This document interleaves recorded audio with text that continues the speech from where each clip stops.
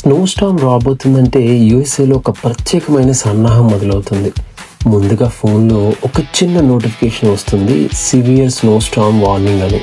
అంతే, ఇళ్లలో ఉన్న వాళ్ళందరూ ఒకే ప్రశ్న అడుగుతారు, కాస్కోకి వెళ్ళమా అని. బయట చలి ఎక్కువగా ఉంటుంది, రోడ్లు ఖాళీగా ఉంటాయేమో అనుకుంటాం, కానీ కాస్కో పార్కింగ్ మాత్రం అలా కాదు, ఫుల్ అయిపోయి ఉంటుంది. లోపలికి అడుగు పెడితే ఒక చిన్న ప్రపంచం కనిపిస్తుంది. అందరి కార్ట్లు నిండిపోతాయి.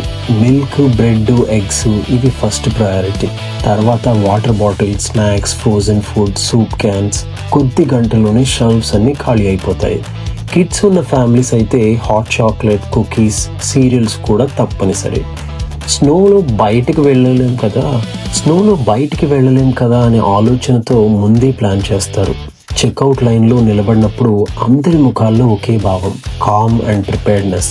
ఇది ప్యానిక్ కాదు, ఇది కేర్.